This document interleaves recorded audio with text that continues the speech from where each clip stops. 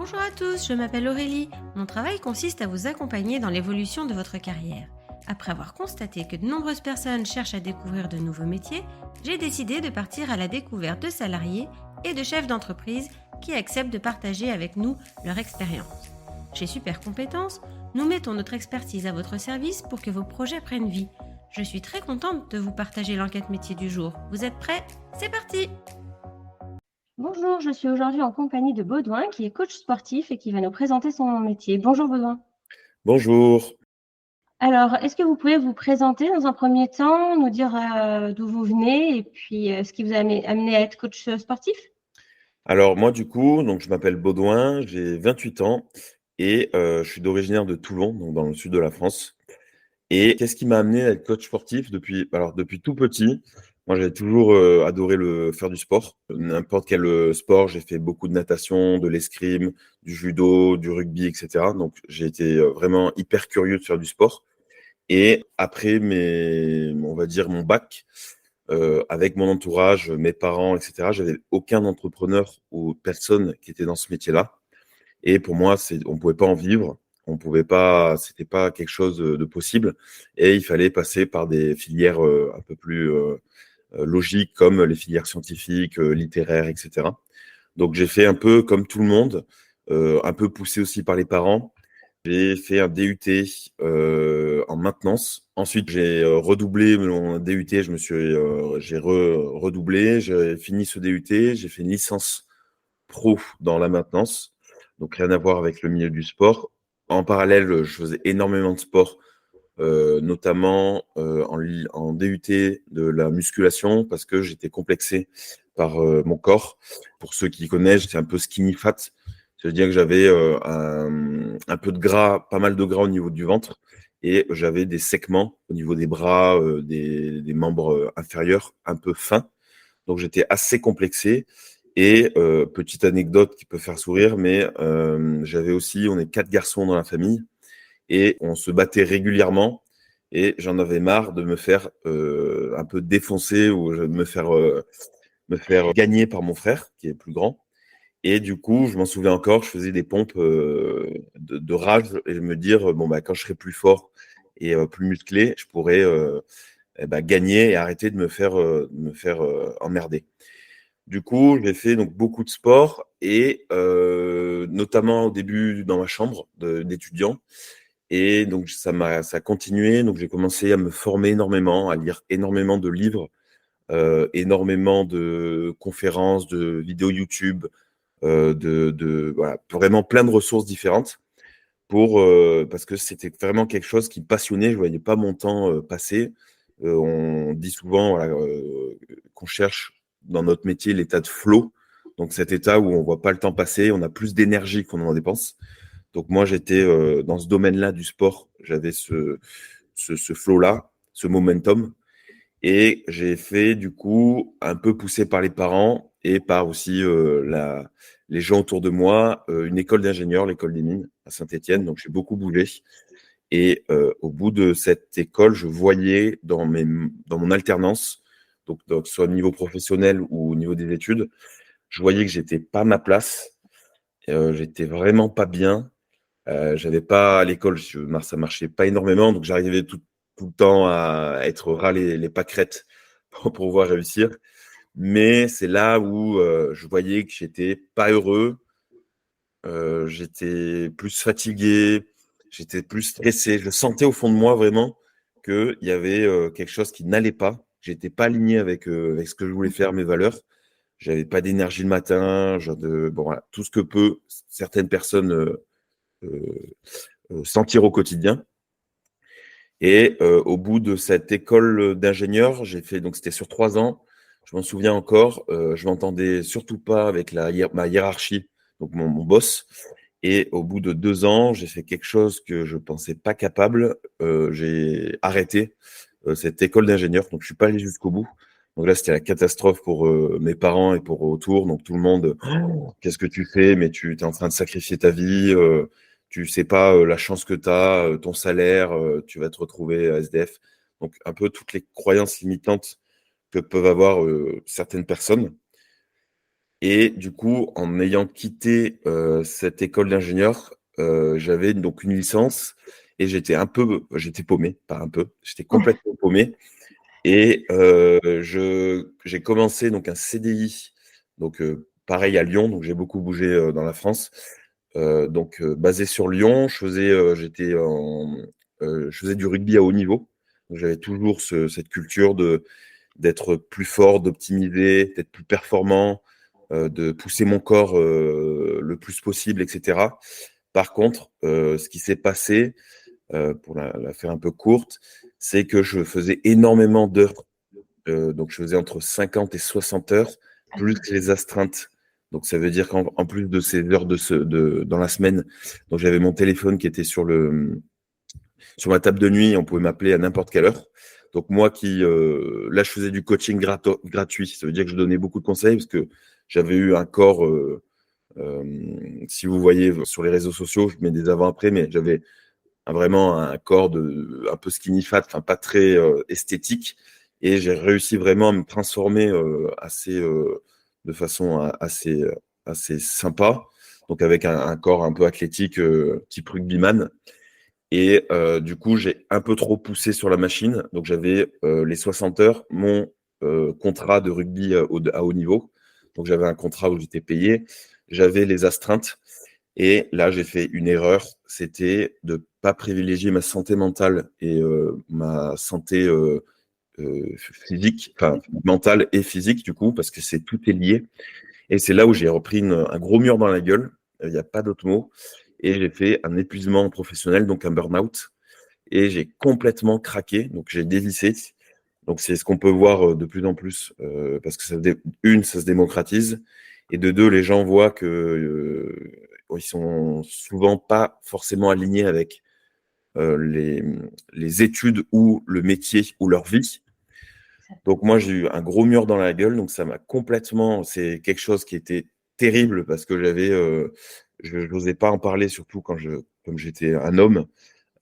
J'étais dans une famille de 4 garçons, donc j'étais dans une culture. Mon père était marin, donc militaire. J'étais vraiment dans une culture de les hommes doivent pas pleurer, les hommes doivent pas se plaindre, les hommes doivent pas avoir des faiblesses, sinon c'est vulgairement des tafioles, je vais utiliser ce terme-là, mais ou des fillettes, des moins que rien. Et du coup, j'avais énormément de croyances limitantes. Et dans le rugby, j'avais donc la chance d'avoir un préparateur, quelqu'un qui faisait de la préparation mentale. Et moi, si j'allais voir un psychologue ou un psychiatre, c'est que c'était des gens qui étaient fous et c'était des gens qui étaient malades. Et du coup, j'ai eu vraiment un coup d'arrêt, j'arrivais pas à dormir, j'avais des insomnies, j'avais des crises d'angoisse, donc ce que je ne connaissais pas. Et pour moi, c'était un peu de la science-fiction. J'avais des bouffées d'anxiété et de stress. Et du coup, j'avais aussi surtout donc ça, c'était très handicapant dans ma vie de tous les jours, que ce soit avec ma copine, que ce soit avec mes relations, que ce soit avec mon boulot. En fait, tout est lié, le corps et l'esprit, le cerveau. Et du coup, j'étais en arrêt maladie, j'ai dû arrêter, un peu freiner. Et du coup, en plus de ça, ce qui m'embêtait le plus, c'est que c'était le sport. J'avais plus de plaisir dans le sport. Et donc quand on fait un épuisement, on a un peu les mêmes symptômes qu'une dépression. Donc on n'a plus de plaisir, plus de goût, plus d'énergie. Et ça sert à rien de se dire, bouge-toi, parce que j'étais le mec qui se bougeait le plus, qui faisait 40 trucs en même temps. Et j'avais vraiment je faisais énormément de choses. Et pourtant, là, j'avais plus cette énergie, plus cette envie, plus de ressources, comme si j'étais cramé de l'intérieur, donc burn out. Et c'est là où j'ai dû remettre vraiment tout en question, tout remettre à plat. Et cet épuisement professionnel, je le souhaite à personne, mais c'était un peu comme un. Donc moi, ma boîte, c'est Phoenix Body. Et c'est pour ça que je l'ai pris. C'est un peu peut-être se cramer pour renaître de ses cendres. Et c'est pour ça que j'ai remis un peu tout à plat, que ce soit mon hygiène de vie, que ce soit mon alignement, que ce soit mon rythme de vie, que ce soit mes contraintes, que ce soit mon entourage, que ce soit mes connaissances. Et c'est pour ça que j'ai entamé avec des professionnels de recherche dans les neurosciences, dans le développement personnel, dans la préparation mentale, pour vraiment lier le sport avec le mental, le mindset, parce que j'avais beau donner des conseils à des amis, parce que c'était pas mon métier d'être coach, j'avais pas de diplôme, parce que c'est régi par une carte pro et par l'État. Mais du coup, je voyais bien que j'avais beau leur donner des techniques de nutritionnel, de sommeil, de sport, d'entraînement, de training, et ben beaucoup se cramaient, beaucoup passaient par mes erreurs d'en faire trop, de pas avoir le bon mindset, de pas avoir d'hygiène mentale qui est hyper importante à l'heure d'aujourd'hui où le burn-out, les troubles anxieux, les TOC, les troubles borderline, etc. Sont hyper présents. Donc il y a une recrudescence énorme après Covid notamment. Et du coup, c'est pour ça que ça m'a amené à énormément me former sur ce sujet-là.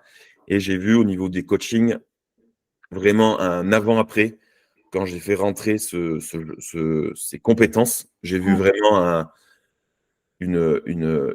taux de réussite et un taux de bien-être énorme, vraiment augmenté énormément lorsque je faisais que du technique, que du nutritionnel et de l'entraînement et que je n'avais pas cette composante préparation mentale et mindset.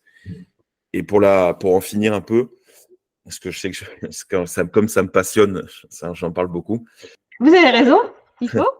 Mais comme la préparation mentale, les gens c'est un peu un mot, surtout en France, parce qu'aux États-Unis, c'est un peu plus, ou dans d'autres pays, mais en France, c'est très tabou, surtout pour les hommes. Donc, je félicite les femmes qui ont ce courage qu'on n'a pas forcément, nous les hommes, d'en parler et de se faire aider et de ne pas avoir peur d'en parler. Et heureusement qu'il y a beaucoup de sportifs de haut niveau, Michael Phelps, qui est un des plus grands champions dans la natation, qui était en dépression et qui a ouvert la parole, et de nombreux, on pourra en parler, mais de nombreux sportifs qui incarnent la virilité, la réussite, les exploits, les médailles, et qui pourtant étaient en dépression. Donc il faut dire aux auditeurs qui nous écoutent que ça peut toucher tout le monde et que le sport est un outil pour aller mieux, mais il y a aussi cette composante corps, esprit, et le corps et la tête, le cerveau. Donc c'est ce que je prône dans mes coachings.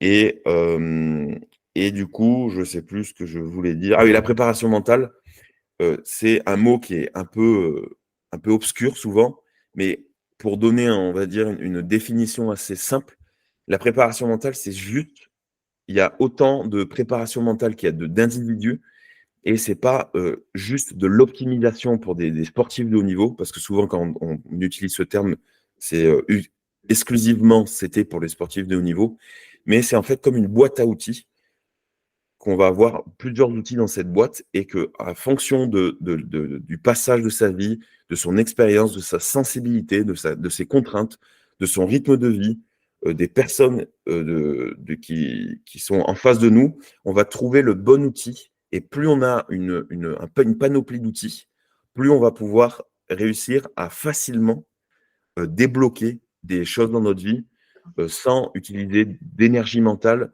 sans se blesser, sans se frustrer. Et c'est comme par exemple pour une vis, au lieu d'utiliser un burin, au lieu d'utiliser une pince pour les mécanos, parce que moi j'étais dans la maintenance, c'est pour ça que ça peut parler à certains, au lieu d'utiliser une pince multiprise, on va tout simplement utiliser une perceuse. Donc on va utiliser moins d'énergie, ça va être plus facile, et il y aura moins au niveau du trou, il y aura moins de dégâts, et on pourra reconstruire quelque chose de plus solide. C'est exactement ça la préparation mentale. C'est comme ça que je l'explique à mes coachés. C'est comme ça, c'est avec des outils, et plus on a d'outils, plus ça va être facile dans la vie, et plus on va se sentir bien, plus on va être aligné, mieux on va se sentir avec nous, mieux on va se sentir avec les autres. Donc c'est ce qui m'a amené vraiment à en faire ce métier, et à vouloir vraiment aider les personnes qui sont en difficulté, que ce soit avec leur corps, le regard de leur confiance en soi, ou parce qu'ils veulent perdre leur petit ventre, ou ils veulent faire des compétitions, où ils ont des problèmes de santé, des traumatologies, où ça va pas bien dans leur tête, ils sont stressés, ils ont du mal à dormir, ça va pas dans leur boulot. Donc moi, c'est un peu un coaching 360 que je prône le plus possible, sans régime, sans effet yo-yo, sans se contraindre, mais d'avoir le plus d'outils possible et de personnaliser l'accompagnement plus qu'un coaching, l'accompagnement, de le personnaliser en fonction des contraintes de la personne, de la sensibilité, de son rythme de vie, si elle a des enfants et une femme, de son objectif, de son rythme, parce que un objectif de maintenant n'est pas forcément l'objectif de plus tard. Donc, ouais, c'est ce qui m'a amené vraiment à me former et me lancer dans ce super métier qui est coach sportif, qui est un peu réducteur, mais qui est coach sportif préparateur mental. Ouais, de toute façon, il existe autant de coachs sportifs que de… Voilà, chacun sa méthode, chacun… Voilà, donc maintenant, aujourd'hui, quelles sont vos journées? Comment elles se passent en tant que coach sportif? Vous faites quoi de vos journées? Comment vous les organisez? Ouais, alors, donc moi, ça fait, bon, pour remettre en contexte, ça fait pas longtemps donc ça fait très longtemps que je fais du sport, que je coach gratuitement, dans le sens, je fais du coaching pour mes amis. Donc j'ai réussi à faire, souvent, alors je suis plus spécialisé dans la perte de poids, donc soit pour les hommes ou pour les femmes, mais j'ai on va dire deux axes.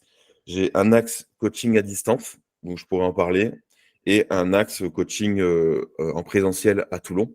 D'accord. Donc pour en parler, mes journées ne se ressemblent absolument pas, dans le sens où elles se ressemblent dans le fait que je suis assez, par exemple, sur des tâches primordiales. Donc il y a un super livre que je peux… Attendez, hop. Il y a un super livre pour ça que je peux vraiment recommander. Donc je ne vais pas sponsoriser. C'est One Thing, qui est exceptionnel, passer à l'essentiel, qui est vraiment, si on peut le lire, c'est vraiment quelque chose qui m'a énormément aidé et qui en fait, je régis ma journée en tranches horaires. D'accord. Donc, en fait, je priorise. Donc, il y a des moments dans ma semaine et dans mes journées qui sont obligatoires. Donc, ce qui est obligatoire, c'est les coachings. Donc, les coachings en présentiel. Donc, ça, j'ai un emploi du temps. Donc ça, c'est quelque chose qui est prioritaire parce que c'est mon corps de métier. Donc ça, c'est ma première priorité. Quand j'ai du temps, du coup, j'ai pas de coaching ou j'ai du temps libre, j'ai création de contenu sur les réseaux sociaux, donc avec Instagram. Donc là, dans ce livre, on explique bien, donc, parce que je suis aussi, je me suis énormément formé, comme il y a l'épuisement professionnel, il y a souvent aussi un manque d'organisation.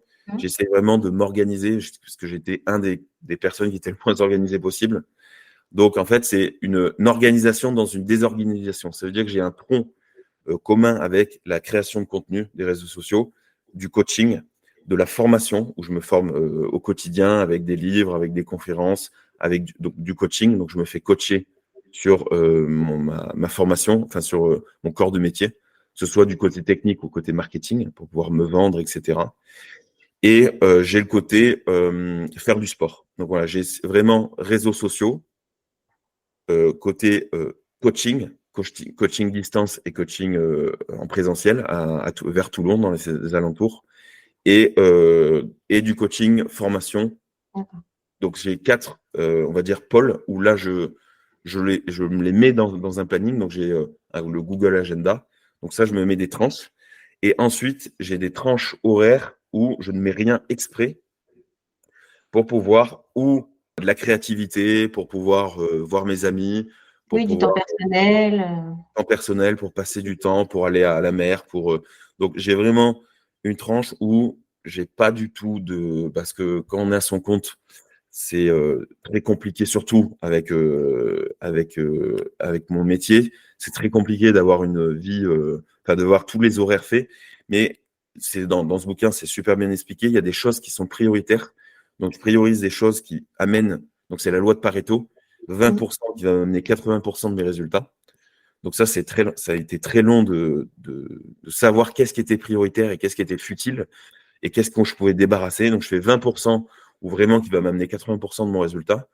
Et ensuite, je me mets des plages horaires exprès. Enfin, c'est même pas je me mets, c'est je me laisse des plages horaires pour prendre soin de moi, pour cuisiner, pour aller me balader, pour voir ma famille, mes parents, pour aller boire un verre, pour rien faire, par exemple méditer, aller me baigner, voilà. Donc pour Et du vraiment. coup, vos accompagnements, vous pouvez les faire le soir un peu plus en fin de journée, les Ouais. week-ends, comment vous faites? Alors moi, ce qui est bien, c'est que en fonction par exemple de mes coachings, etc., ou des sollicitations, donc je bosse ou le matin ou le soir. Le matin, quand je me réveille, j'essaye. Donc, je le fais pas tout le temps parce qu'on a beau essayer, mais j'essaye le plus possible de pas regarder les réseaux sociaux, mon téléphone et de faire. Donc comme je suis quelqu'un d'assez agité et quelqu'un avec un cerveau un peu surexcité, un peu hyperactif, j'essaye j'étais enfin, j'arrivais pas du tout à méditer. Et comme dans la préparation mentale notamment, on a plusieurs outils, dont la pleine conscience, qui est la méditation. J'essaye le plus possible, ce soit 5 minutes. Donc c'est la méthode des petits pas. Donc on essaye même des petites choses, mis bout à bout, ça fait des grandes différences. Comme une petite boule de neige, et ben, au début c'est une petite, et à la fin ça fait une grande boule, et après ça fait une avalanche de bonnes habitudes bénéfiques. Donc quand je me réveille, j'essaye. Je ne dis pas que j'arrive tout le temps, mais de faire de la cohérence cardiaque, en faire de grandes inspirations, parce qu'au réveil, on a du cortisol, qui est de l'hormone du stress, exprès pour pouvoir se réveiller et pour pouvoir actionner son corps. Donc avec avec de la dopamine et une excitation exprès pour pouvoir se réveiller et commencer sa journée. Donc souvent, on a du cortisol et c'est là où on est moins productif et on reste au lit, où on a un peu de déprime.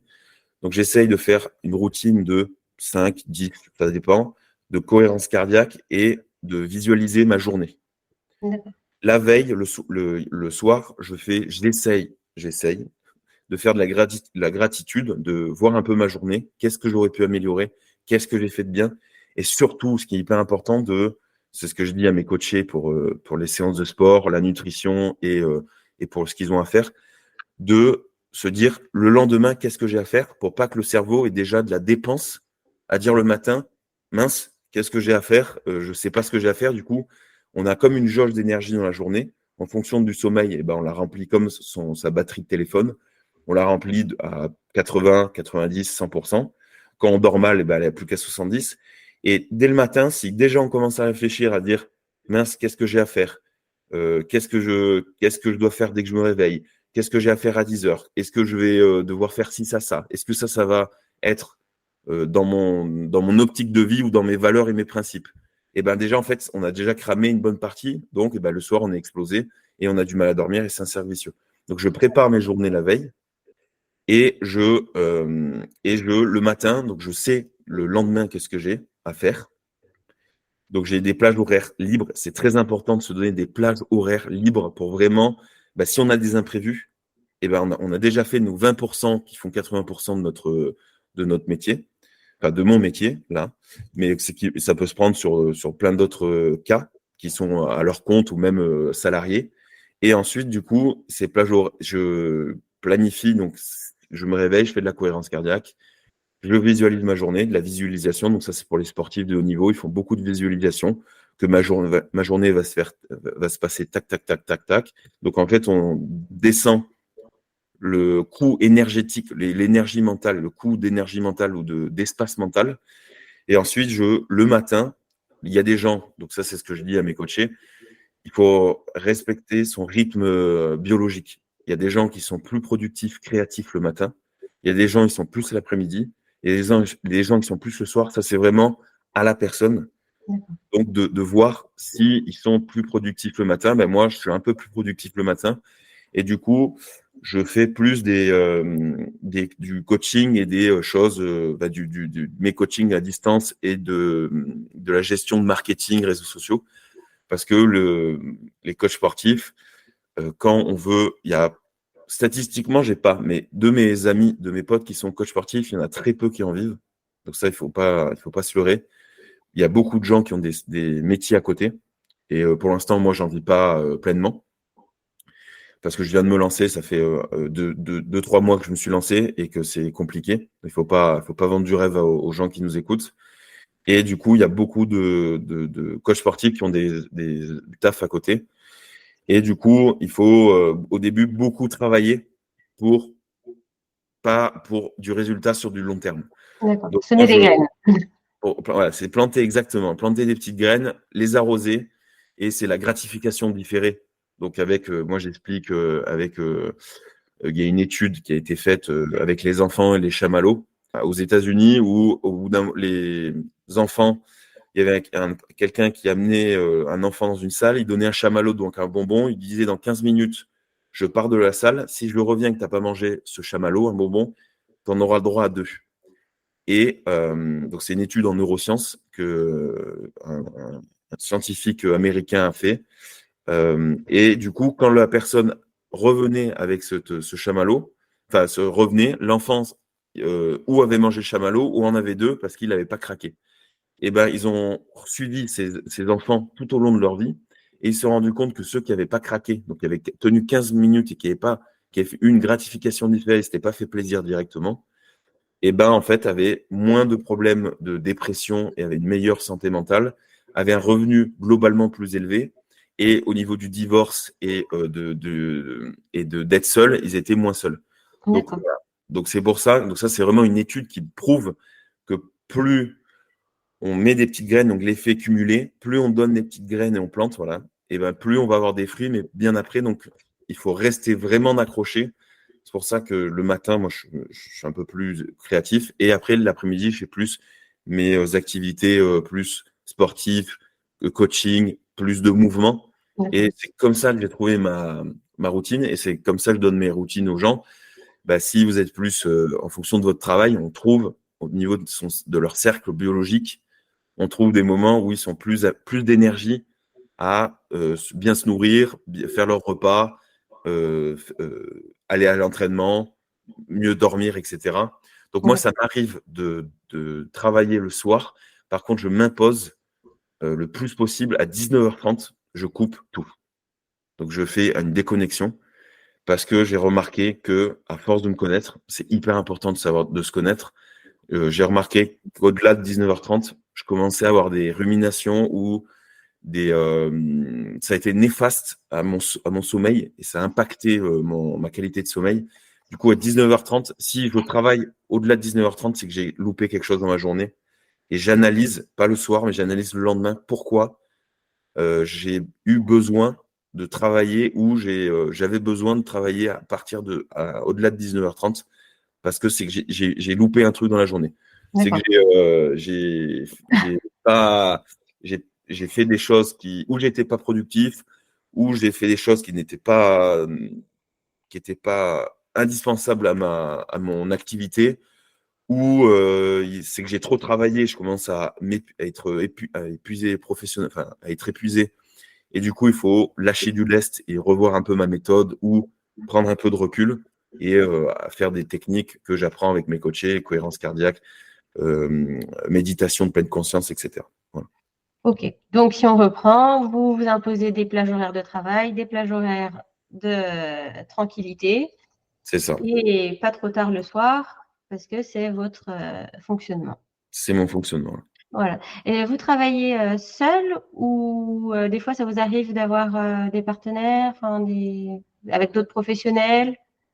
Alors, j'ai de tout. J'ai commencé au début pour le Lead Magnet, pour un outil numérique, parce que je propose un Lead Magnet qui est un guide pour pouvoir retrouver son corps et perdre son ventre sans tout sacrifier dans sa vie. Donc, c'est la promesse que je fais dans le guide, qui est que je propose aux gens complètement gratuitement. Donc, c'est un guide numérique. Et je l'ai sous-traité à un freelance et j'ai pas été du tout satisfait de la prestation. Donc, j'ai fait énormément tout seul. Donc, ça m'a demandé énormément de travail et de compétences. Donc, moi, j'ai ce côté coach sportif à distance et en présentiel. Donc, c'est à distance, en présentiel, c'est du coaching, voilà, où là, c'est plus de juste coacher 1 heure. On vend son temps. Et donc là, on a la compétence technique à avoir. Mais ça, du coup, normalement, avec le diplôme, il n'y a aucun souci si on l'a. Et après, coaching à distance, ça, c'est énormément de compétences énormes à avoir. Et du coup, je me suis énormément formé. Donc, j'ai mis énormément d'investissement, que ce soit de temps et d'argent, à me former pour pouvoir se vendre, acquérir des clients, vendre son offre, trouver une application. Donc, on pourra peut-être en parler. Qu'est-ce que c'est cette offre en distance? Et pour revenir au sujet, du coup, je travaille tout seul à 90%. Et je sais que j'ai besoin de travailler en équipe. Moi, j'ai ce besoin de communiquer. Donc, en fait, je vais me faire aider au début par des amis qui sont un peu plus à l'aise sur les réseaux sociaux. Parce que moi, je suis pas, je sais mes forces et faiblesses, donc ça, c'est très important de le savoir. Et sur les réseaux sociaux, je me suis énormément formé pour essayer de donner du contenu à haute valeur ajoutée. Donc, j'ai commencé il y a 2 semaines, même pas une semaine peut-être, sur Instagram. D'accord. Et du coup, j'encourage les gens à se faire aider et je suis la personne qui a du mal à demander de l'aide. Mais c'est hyper important, de près ou de loin, d'en parler. Et j'ai, par exemple, rejoint un groupe d'entrepreneurs à Toulon. Je paye chaque mois, donc ça me coûte pas beaucoup d'argent sur du coaching, donc des coachs qui ont un retour sur mon activité. Et donc on a un groupe d'entrepreneurs qui sont dans coach sportif à distance et où on a le lundi, le mercredi, on a des groupes de Teams où on se motive entre nous, on répond à ces questions. Donc surtout l'importance de ne jamais rester seul. Donc moi je travaille seul dans le sens j'ai mon activité seule, mais par contre je suis beaucoup entouré de personnes qui sont passées par mon entourage que on est un peu c'est connu, mais on est la moyenne des 5 personnes qu'on côtoie le plus autour de nous. Donc, moi, que ce soit en présentiel à Toulon où j'ai ce groupe d'entrepreneurs ou à distance maintenant avec les outils comme Teams, etc., j'essaye le plus possible de connecter avec des entrepreneurs, des gens qui sont passés, parce que sans ça, moi en tout cas, je pense que c'est très dur, mais moi en tout cas, moi je pourrais pas. Je pense que très rapidement, j'arrêterai. Et ça m'arrive souvent de me dire, c'est tellement, enfin c'est dur parce qu'il n'y a aucune personne de ma famille quasiment qui sont très très peu qui sont à leur compte et surtout dans ces métiers-là. Coach sportif qui est un peu, c'est pas un métier très très connu. Et du coup, je m'entoure de personnes et j'ai des gros projets avec parce que je démarche énormément avec un préparateur physique à La Seine, qui est une ville près de Toulon, où on a un partenariat, où je fais des partenariats avec des salles de sport. Donc, je travaille dans mon activité, mais je suis entouré par de personnes. Quelles sont les compétences nécessaires pour faire ce travail? Dans quelle branche? Les deux. Alors, en présentiel, à distanciel. Alors, en présentiel, il y a énormément ce que les gens pensent, parce que ça fait rêver un peu le coach sportif qui a des abdos, qui voyage, qui a des tonnes de clients. Donc, c'est un peu le cliché. C'est très dur d'en vivre, déjà. Donc, c'est un métier exceptionnel quand on est passionné, mais je pense comme dans plein de secteurs à son compte. Mais c'est vraiment dur d'en vivre pleinement. Oui, il faut se faire son réseau, quoi. Il faut faire son réseau, mais en tout cas, si c'est pour gagner 5 000 €, 3 000 € net par mois facilement dès les premiers mois, à part si vous avez, je sais pas, vous avez une communauté énorme ou vous avez déjà énormément de clients, vous êtes je sais pas, un sportif de haut niveau, mais on va dire 99% ou c'est compliqué. Mais comme beaucoup, comme des naturopathes, comme nutritionnistes, etc. Donc moi, je dirais déjà en présentiel, il y a la base. Il y a déjà le côté savoir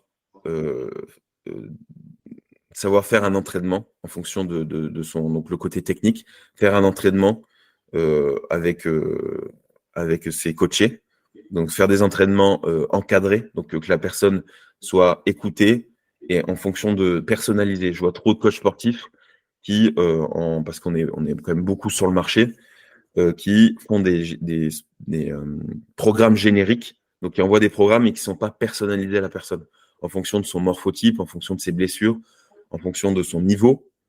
en fonction de ses sensibilités, voilà. Donc, en fonction de plusieurs paramètres, réussir de faire un programme vraiment sur mesure à la personne, vraiment, vraiment sur mesure, comme une recette de cuisine qui est vraiment pour la personne, qui est de la haute couture. Je vois vraiment ça comme de la haute couture. Je dirais aussi côté pas obligatoire, mais un plus côté nutritionnel. Donc, si la personne pose des questions, parce que côté nutrition, c'est quand même un minimum. La personne, c'est un peu comme une voiture. Son corps, c'est une voiture. Si on la nourrit avec de l'essence, du diesel pour une Ferrari, ça va pas bien marcher. Donc, moi, j'ai ça. Et des côtés qu'on pourrait pas voir, mais en fait, ça, c'est une part très importante, mais il y a une part très importante, encore plus importante, moi je dirais, c'est l'écoute. En fait, c'est de vraiment écouter la personne, de pas dire moi je. En Les fait, besoins de la personne, quoi. t'es pas là pour toi, t'es pas là pour te faire kiffer, t'es pas là pour faire ton petit programme et faire tes photos et faire moi je suis le plus costaud, la personne, je vais lui faire le grand écart, le poirier, je sais pas, par ego.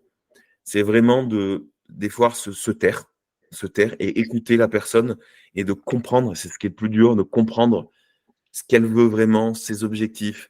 Et en fait, il y a un peu beaucoup de psychologie dans le coaching sportif, de comprendre qu'est-ce qu'amène la personne, quelles sont ses faiblesses et qu'est-ce qui amène la personne à vouloir faire du sport. Parce que le sport, c'est bien, mais souvent les personnes, si elles veulent faire du sport, il y a des faiblesses et il y a des choses en elles, comme un manque d'estime de soi, ou elles veulent se remettre en santé, ou elles ont des douleurs qui les empêchent de dormir. Donc, c'est des douleurs profondes. Et très souvent, en fait, le sport vient essayer de limiter, d'adoucir ou de combler ces douleurs qui sont vraiment très profondes pour la personne. Donc, c'est vraiment d'écouter et de creuser comme un psychologue dans le sport, psychologue du sport pourrait le faire, mais de creuser pourquoi tu veux du coaching et pourquoi tu veux te remettre au sport pour que la personne, ça agisse sur son mental et son physique et pour que ce soit pas juste esthétiquement, que ce soit vraiment une transformation profonde.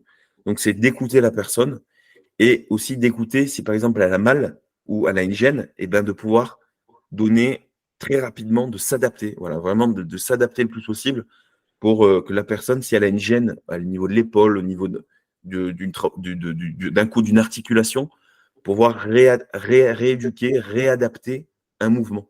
Parce que je vois trop, j'ai un peu mal, ouais, mais t'inquiète, c'est que c'est le muscle qui travaille. Non, s'il faut, c'est le corps d'une personne, c'est son outil de travail. On ne peut pas se permettre, nous, en tant que coach sportif, de faire un exercice et de blesser la personne. Pour moi, c'est impensable. Donc, vraiment, de voir la personne, de voir ses mimiques, parce que des fois, les personnes ne sont pas bien à l'aise de dire ah, mais ton exo, elle me fait mal, ou ton exo, je l'aime pas, tout simplement. J'ai un exo je l'aime pas, et ben, d'avoir une panoplie d'exercices pour pouvoir l'adapter, que la personne ait une satisfaction de 100% et quand elle sort, qu'elle soit pleinement satisfaite de son coaching et de voir un peu ses mimiques. Donc, ça veut dire de pas être j'en vois trop à la salle de sport parce que moi, je fais du coaching je fais du coaching à domicile et chez les gens ou à Toulon, on a la chance d'avoir des plages, etc. Donc, moi, je fais pas dans les salles de sport ou très, très peu. Je fais souvent chez les gens. Donc, j'amène mon matériel, je vais chez les gens, je fais la première séance, je parle beaucoup avec la personne, on fait quasiment pas d'exercice et je parle pourquoi vous voulez faire du sport, pourquoi, quelles sont votre nutrition, est-ce que vous dormez bien, est-ce que vous êtes stressé, est-ce que vous avez des petits gènes, des pathologies, est-ce que vous étiez sportif avant. Donc, je vais vraiment creuser au plus profond pour adapter le plus possible sur mesure, comme de la haute couture, l'entraînement. Et ensuite, quand elle fait l'entraînement, je regarde ses mimiques, si elle plisse la tête, et ben je vois maintenant un peu parce que ça fait longtemps que je fais ça, mais je vois un peu si c'est plus de dépassement de soi ou c'est plus de la gêne. Et ça, c'est vraiment, à force d'en faire et de demander, ah mais là, vous avez de la gêne, et de voir un peu en fonction des mimiques qu'on a tous, d'écoute, de voir et d'adapter et de communiquer avec la personne. Et en inverse, savoir aussi s'effacer pour laisser la personne, ne pas trop l'écraser, ne pas trop. Comment vous allez? Ça va? Vous êtes bien? De savoir aussi, ça qui est pas évident, de savoir s'effacer Jauger. un peu pour laisser la personne respirer et rentrer on va dire, en communion avec son corps et réapproprier son corps. Donc, c'est D'accord. vraiment comme si on était un funambule. Donc, c'est quelque chose qui est hyper important et qui est pour moi incroyable. C'est de rester tout le temps sur un fil et donc, moi, ça serait si on devait faire un résumé, s'adapter, le côté technique et nutritionnel, qui est pour moi la base de la base de la base, mais c'est s'adapter et avoir un profond, être hypersensible aux gens. Et vraiment d'avoir une sensibilité à la personne. Voilà, pour moi, c'est à s'adapter, être sensible et avoir le côté. Et être aussi malléable. Parce que si une personne, au bout d'un moment, se décommande parce qu'elle a des contraintes, il faut savoir se rebondir sur reprendre un rendez-vous, savoir s'adapter. En fait, voilà, S'adapter. s'adapter. Ok. Donc, du coup, est-ce qu'il est possible d'évoluer? Donc, je pense que oui, parce que du coup, c'est là où on va en venir au fait que vous êtes spécialisé aussi sur Internet. Oui, oui. Du coup, à distance. Donc, moi, j'adore aussi à distance parce que du coup, je peux faire des coachings. Moi, je vois 1 heure la personne, mais je peux pas la coacher plus trop dans sa vie de tous les jours, dans son boulot, quand elle dort, en nutrition, c'est très, comme c'est 1 heure et après je la vois plus, même si elle me pose des questions, c'est très compliqué. Et moi, je veux vraiment essayer de faire des coachings à 360 pour vraiment essayer de faire une transformation pas que physique, esthétique, mais une transformation de A à Z. Ça veut dire, j'ai les 3 piliers. Je coach niveau des plans alimentaires. Donc là, j'ai un fichier. Je vais peut-être pas rentrer trop dans les détails, mais j'ai un fichier nutritionnel où je ne fais pas de régime. Moi, je suis contre les régimes drastiques où on se pèse, on se flagelle si on mange 10 grains de riz, on se fait pas de plaisir, on arrête. Donc moi, je suis contre ça parce que mon craquage est dû à ça parce que je pesais tout ce que je mangeais. J'étais dans l'ultra contrôle et qui est pour moi un destructeur massif de la santé mentale. Donc j'ai un fichier tracking qui est très sain et qui est très facile où en 10 minutes par semaine on remplit. Et en fait, c'est un fichier où on a l'impression d'être son propre nutritionniste qui est sur Excel et que j'ai fait moi-même parce que j'avais pas d'application qui me plaisait sur le marché. Donc je l'ai codé moi-même, je l'ai créé moi-même et c'est quelque chose de très didactique, très ludique, avec des codes couleurs où je préconise 80% d'aliments sains et 20% on peut se faire plaisir comme on veut, avec des amis, aller boire un verre, etc. Donc il n'y a pas d'aliment à bannir. C'est pas un aliment qui fait grossir, c'est des aliments et la quantité qui fait vraiment le poison. Donc moi, c'est vraiment quelque chose où je personnalise vraiment le plus possible à la personne. Donc j'ai le côté nutritionnel avec ce fichier que les personnes peuvent me partager et moi je leur corrige. D'accord. Donc voilà, j'ai le côté, donc j'ai une appli une appli qui est XFIT, qui est une appli où en gros ils sont comme un coach dans leur poche. Donc ça veut D'accord. dire C'est vous qui l'avez créé, cette appli, du coup? non. Là c'est une des applis qui est sur le marché, qui est une des meilleures. Donc XFIT, qui est pour les préparateurs physiques, coachs sportifs, nutritionnistes, parce on peut aussi faire des plans. Donc c'est XFIT qui est une super application. Et là, du coup, je veux créer les plans en fonction d'un questionnaire au préalable et d'un appel. Et du coup, ils peuvent, donc du coup, en fonction de ce qu'ils me disent, je leur fais les plans alimentaires. Et en fonction de quand ils sortent du boulot, ils n'ont pas à réfléchir à qu'est-ce qu'ils ont à faire, quel truc.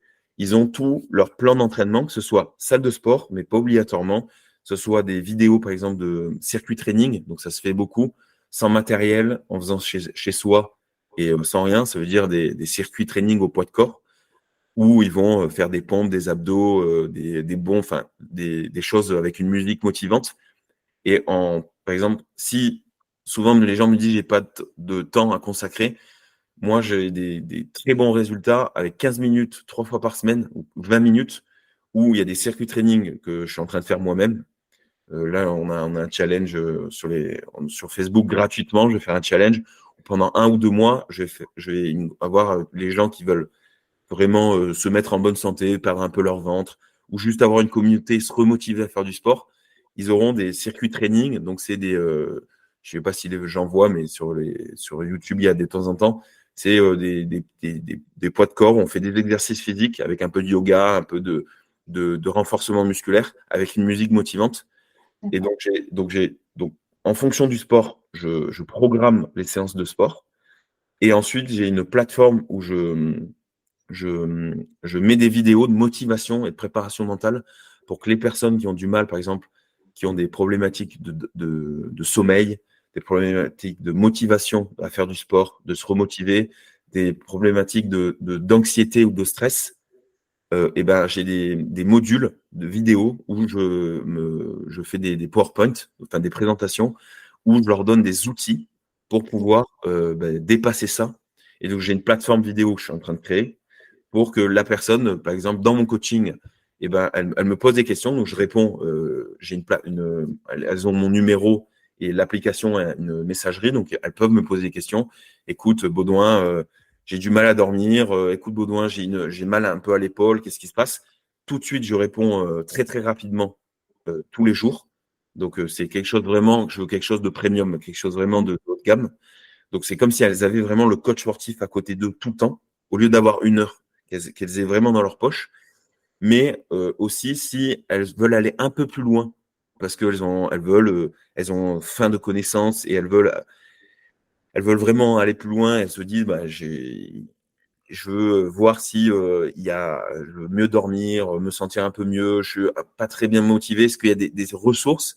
Et ben, dans la préparation mentale qui est très globale, hein, qui est un gros panier, et ben, je fais des cours, un programme, un accompagnement où il y a des vidéos bien scriptées, où ils peuvent aller piocher ce qu'ils veulent. Et ce qui est bien, c'est que j'ai fait une mind map parce que je voulais pas. Souvent, il y a beaucoup de cours, mais c'est un peu fourre-tout.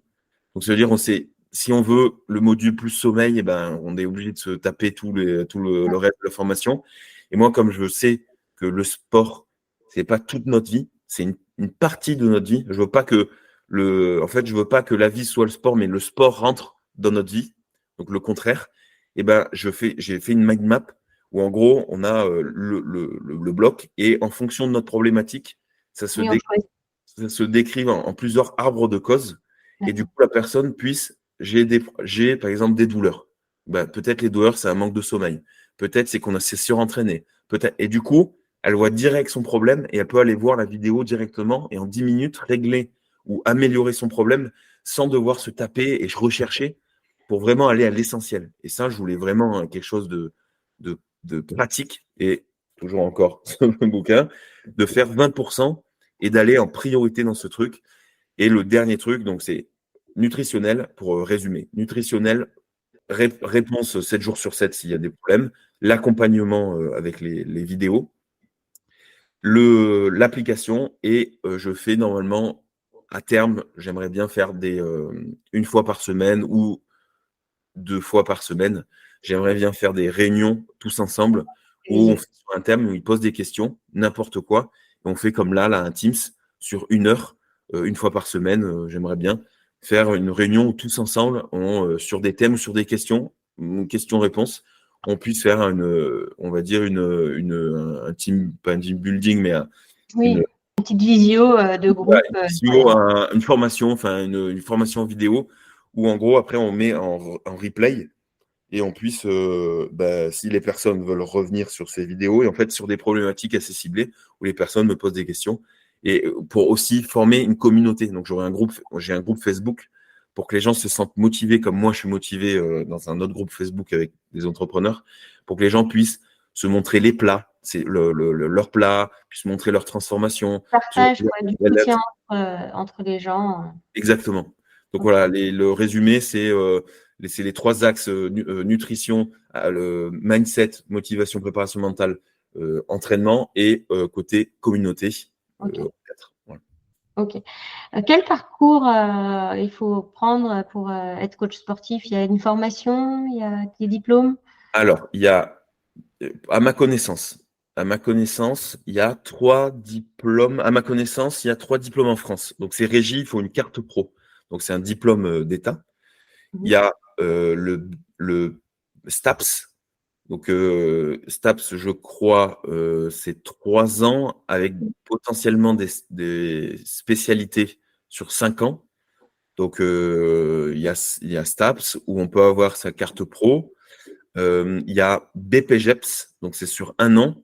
Donc, donc là, c'est métier de la forme. BPGEPS, c'est, je crois, jeunesse et les sports qui donne truc, mais on a la carte pro pour pouvoir coacher, enseigner et coacher les personnes. Et on a, il n'y a pas longtemps, un nouveau diplôme qui vient de sortir il y a quelques années, qui est le CQPIF. Et donc, il y a beaucoup de CQP, c'est je ne sais plus l'appellation, mais c'est un diplôme, et c'est IF, instructeur fitness. Donc, pour moi, il y a 3, il y a STAPS, par BPGEPS et par CQP-IF pour faire coach sportif, on va dire fitness, coach sportif, entraînement, parce qu'après, il y a des CQP, cours collectifs, rugby, Oui, il y natation. a des spécificités. Des fois, on peut être spécialisé dans un domaine. Moi, là, c'est dans la remise en forme. Voilà, on va dire remise en forme. Et là, c'est CQPIF, BPGEPS, AF. Je crois que peut-être ça a changé depuis. Et STAPS. Voilà. Ok. Quel conseil vous pourriez donner aux personnes qui souhaitent s'orienter dans cette voie? Pour moi, un des meilleurs conseils qui m'avait donné. Alors, un des meilleurs conseils, alors je sais pas si c'est, je suis pas sûr, un bon conseil, mais j'en vois beaucoup. Par exemple, j'ai fait beaucoup de stages dans les salles avant de passer moi mon diplôme. Et je voyais des gens qui savaient pas bien qu'est-ce qu'ils foutent, qu'est-ce qu'ils faisaient là, et comme ça fait rêver d'être coach sportif avec les réseaux, etc. Et souvent, bon, bah, ils se prennent un mur parce que c'est compliqué de se faire sa place, de se faire sa clientèle. Et en fait, si on n'est pas passionné et on se forme pas, et ben c'est très compliqué d'en vivre. Il y a beaucoup de coachs sportifs. Il y a statistiquement, je veux pas dire de bêtises au niveau des chiffres. Je crois que j'avais regardé avec mon collègue qui est Gaël Guenec, s'il me regarde, je fais de la pub, tant pis, qui est à Ipsop, qui est un studio de coaching en préparation physique, remise en forme qui est exceptionnel sur la scène, et ça fait 15 ans qu'il tient. Et je crois qu'on avait regardé, je veux pas dire de bêtises, mais je crois que c'est assez incroyable, 70-80. Moi, je vais pas donner de chiffres, mais au bout de 3 ans, on a énormément de coachs sportifs qui arrêtent leur métier pour se reformer. Donc, mon premier conseil, c'est n'y allez pas la fleur au fusil, juste pour croire que c'est pour aller coacher des nénettes, des filles, parce que alors, je parle pour les garçons là, mais là, je parle pour les coachs garçons, mais pour aller coacher des petites nénettes où c'est un aspirateur à filles, ou pour les nanas, pour être sur les réseaux, avoir des milliers de followers. Ça, franchement, je vous dis la vérité, la plupart, vous allez être extrêmement déçus. Donc ça, c'est déjà casser un peu ce mythe de rêve. Et déjà, être un peu passionné, ça veut dire que si vous allez dans ce genre de truc, surtout pour BPGEPS, STAPS, c'est autre chose. Parce que STAPS, on peut reboucler sur d'autres choses, sur de l'événementiel. STAPS, c'est quand même beaucoup plus ouvert. Et j'y connais beaucoup moins STAPS. Donc, je ne veux pas dire de bêtises. Mais STAPS, c'est autre chose. Mais je parle pour BPGEPS et CQP, qui est plus court et qui est certifiant pour par exemple, coach sportif remise en forme. Il faut quand même avoir un minimum de savoir au début et de passion, parce que c'est un métier qui est quand même assez compliqué, parce qu'il faut se remettre au goût du jour assez régulièrement, parce qu'il y a des nouvelles études qui reviennent régulièrement. Donc, il faut tous les jours, quasiment, ou toutes les semaines, il faut quand même se remettre à la page, parce qu'il y a des nouvelles arrivées, de nouvelles choses qui reviennent. Donc, c'est déjà d'être passionné, premièrement, de se remettre en question énormément. Ça, c'est hyper important. Trop de coachs, ils disent, moi, j'ai appris ça, et je le fais tout le temps. Ça veut dire ne pas avoir peur de demander des conseils, de se reformer. sans cesse pour d'avoir de nouveaux acquis. Donc, d'être adaptable. On revient encore à cette chose. Et moi, ce qu'on m'avait dit, c'était quand j'étais, donc j'ai fait l'école d'ingénieur, j'ai fait la licence, donc j'ai fait l'école des mines de Saint-Étienne, donc rien à voir dans la maintenance. Et je me disais plutôt, si tu veux être coach sportif, je le prendrais à l'inverse. Je prendrais une autre question. Qu'est-ce que tu veux faire vraiment? Au lieu de dire, je veux être coach sportif, qui est un angle trop fermé. Déjà, ouvre-toi l'esprit. Qu'est-ce que je veux faire? Parce qu'il y a coach sportif yoga, coach sportif, enfin coach yoga, coach sportif pour les femmes enceintes, coach sportif pour le rugby, coach sportif pour la perte de poids, coach sportif pour la traumatologie, coach sportif pour les maux de dos. Donc, ouvre-toi à l'esprit dans le sens à te dire qu'est-ce que j'aime dans le coaching. Est-ce qu'il y a un persona, un client type que j'aimerais bien aider? Que, en gros, je me sentirais vraiment à l'aise parce que je suis passionné. Je pourrais en parler des heures. Donc déjà, ouvrir ton esprit parce que c'est hyper vaste. Coach sportif, ça veut tout et rien dire. C'est un fourre-tout. Ça peut être de tout. Et qu'est-ce que tu veux faire plus tard? Et moi, j'ai lu beaucoup de bouquins et je me suis formé sur le développement personnel. Et il y a un truc qui marche super bien que je donne à des gens qui sont parce que coach sportif, c'est un peu aussi un peu psychologie dans le sens où les gens se livrent énormément à nous. Et on est du coup un peu livré à des fois à des gens qui sont un peu paumés dans leur vie, qui prennent le sport comme refuge ou qui ont un mal-être. Et ben je leur dis, si tu sais pas qu'est-ce que tu veux faire ou tu es paumé dans ta vie, mais moi ça m'avait énormément aidé, c'est tout des questions toutes bêtes, c'est déjà regarde dans ta bibliothèque quels sont les livres que tu as le plus. Déjà, qu'est-ce que dans ta bibliothèque, tu as des livres, à 80% de livres que tu as. Moi, les livres que j'ai à 80%, et je ne me rendais pas compte, c'était productivité, sport, nutrition, c'était préparation mentale, préparation physique. Et je lis des bouquins énormément, je lis énormément, alors qu'à l'école, je lisais 0 livre. Le Père Goriot de Honoré de Balzac, je ne sais même pas si c'est ça. Ça me gonflait et je ne le lisais pas. Je lisais juste le résumé et je me prenais des tôles à l'école. Je lisais 0 livre et j'étais nul. Et je lis minimum un livre par mois. Donc, c'est dans mes plages horaires de formation. Et donc, dans ma bibliothèque, j'ai énormément de livres comme ça. Donc, il y a ce truc. Déjà, regardez dans vos bibliothèques. C'est un truc simple, hein, mais regardez dans vos bibliothèques quels sont vos livres, vos domaines où vous en avez le plus. Quels sont les domaines où vous pouvez parler librement et c'est fluide, il y a pas, vous bégayez pas, c'est fluide et vous pouvez pas en parler pendant 2 heures. Par exemple, là, j'ai soif, j'ai mal au mâchoire et j'arrive pas à te parler. Et je suis hyper passionné, donc c'est hyper fluide. Je sais pas ce que je vais dire, mais c'est hyper fluide, donc c'est le flow. Et ça me recharge plus que ce que ça me dépense. Ça veut dire que quand je vais sortir de cette interview, j'aurai une patate d'enfer, alors que j'ai pendant je sais pas combien de temps, j'ai pas l'heure, j'ai parlé pendant je sais pas combien de temps. Donc, si vous parlez avec un pote ou un ami, n'importe qui, pendant des heures, sans qu'il y ait des baisses d'énergie, vous êtes plus motivé à la fin et vous voyez pas le moment de flow, le momentum, comme le moment de flow là, ça c'est un autre indicateur. Si vous parlez de nutrition, parlez de sport, parlez de l'humain, parlez de physiologie, du corps, des os, de l'articulation, ça, vous n'arrivez pas bien à en parler, vous n'êtes pas à l'aise, c'est moyen. Ça veut dire peut-être que c'est pas pour vous ou que c'est pas le bon axe. Et un troisième truc qu'on m'avait dit, c'était si vous voyez dans 10 ans, est-ce que vous êtes prêt, par exemple, ouais, c'est ça. Est-ce que, par exemple, dans 10 ans, si là, c'est dur cette question, mais dans 5-10 ans, si on ne vous paye pas, ça veut dire que vous n'avez pas de problème d'argent. Là, je vous donne, c'est con, mais je vous donne tout l'argent que vous voulez. Vous n'avez aucun problème de stress et d'anxiété. Donc ça, dans la préparation mentale, je le fais pas mal. C'est un super outil, la visualisation positive, où en gros, vous avez tout l'argent que vous voulez. Vous n'avez plus aucun problème d'argent, plus aucun problème de stress ou de regard des autres. Se dire le regard des autres, vous en foutez. Mais vraiment, vous pouvez faire ce que vous voulez dans votre vie. Vraiment, vous avez toutes les possibilités. Pas de problème d'argent, pas de problème de stress, pas de problème de regard des autres. Vous pouvez faire ce que vous voulez. Qu'est-ce que, déjà dans votre journée, qu'est-ce que vous êtes prêt à faire par exemple, tous les jours, vous êtes prêt à faire? Est-ce que c'est du sport? Est-ce que c'est lire?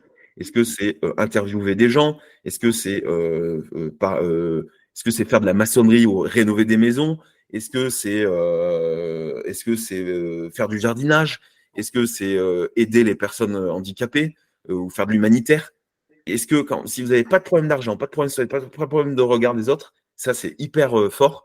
Qu'est-ce que vous faites dans vos journées et qu'est-ce que vous êtes prêt à faire dans 5, 10 ans sans vous arrêter?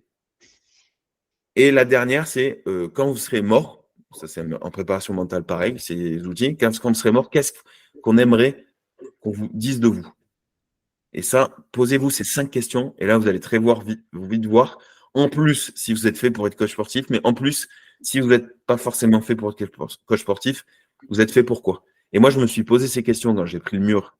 J'ai été en épuisement professionnel et c'était une période extrêmement dure. Et comme je dis, c'était un cadeau mal emballé parce que c'était horrible, c'est un cadeau pourri, mais qu'on n'a pas envie de prendre, mais c'est ce qui m'a permis de me dire, bah, en fait, merde, j'ai vraiment envie d'être coach, alors je m'en fous. Mes parents n'étaient pas pour au début, me disaient, mais me donnaient leurs craintes, etc. Et la route est encore très, très longue parce que j'en vis pas, mais je sais que c'est ce qui m'anime et ce que j'ai envie de faire. Et c'est pour ça que je lâche pas. Et ben, ces 5 questions permettent de répondre à savoir est-ce que vous êtes coach sportif? Et ça permet aussi, surtout, je pense à d'autres trucs, mais de savoir qu'est-ce que vous êtes fait pourquoi, en fait. Voilà, valider un petit peu un projet, quoi. Vous êtes fait pourquoi dans votre métier? Qu'est-ce que vous êtes bon? Et où est-ce que vous allez? Votre zone de génie. Voilà, on parle de l'ikigai, où vous êtes, il y en a, tapez sur Internet Ikigai, qui est une méthode japonaise. C'est votre zone de génie où les gens sont prêts à vous payer. Vous êtes bon à quoi? Et vous avez du temps à passer. Et là, votre zone en cercle, c'est cette zone de génie où vous êtes prêt à en vivre parce que il faut pas se leurrer, il faut bouffer aussi. Donc, si vous êtes passionné par l'alimentation des lamas au Pérou, un truc con, bah, c'est sûr que là, en France, ça va pas bien cartonner. Je n'ai pas besoin d'être Madame Irma pour le savoir. Donc ça, c'est bien, mais ça va rester une passion. Peut-être aller au Pérou de temps en temps ou je sais pas, mais c'est une excuse, c'est un exemple pourri. J'avais pas d'autre exemple. Mais bon, un truc qui quand même qui répond à quand même qui permet d'en vivre. Et donc c'est l'Ikigai. Donc vous pouvez taper sur Internet. Et donc voilà, moi je dirais c'est ça qui m'a permis en tout cas de me trouver et qui peut permettre aux gens de trouver leur voie, leur zone de... Eh bien, merci beaucoup pour cette interview. De rien, de rien. Merci d'avoir écouté ce podcast. Vous retrouverez les liens de notre invité du jour en description. Vous trouverez également l'enquête métier du jour en version PDF dans les notes de l'épisode. Si l'interview vous a plu, n'hésitez pas à la relayer autour de vous et de la noter sur votre application de podcast préférée. Vous pourrez retrouver l'ensemble de nos services sur supercompétences.fr. Si vous voulez partager votre métier, prenez contact avec moi pour que nous puissions en discuter. Je reste également disponible pour parler avec vous de vos projets de reconversion professionnelle. Je vous donne rendez-vous au prochain épisode. Belle journée!